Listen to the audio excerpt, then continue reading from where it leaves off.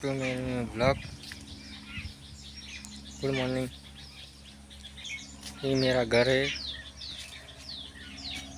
ये भैंसों का तबेला और ये रहा मेरा घर।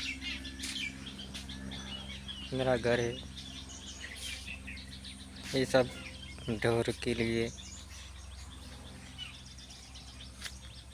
और ये है मेरा खेत,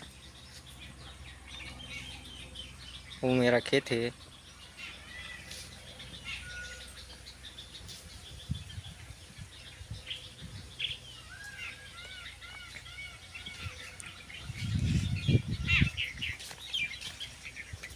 वेलकम टू भाई।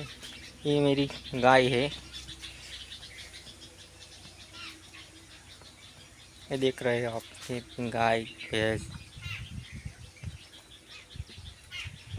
अभी खाना खाने के लिए जा रहे हैं।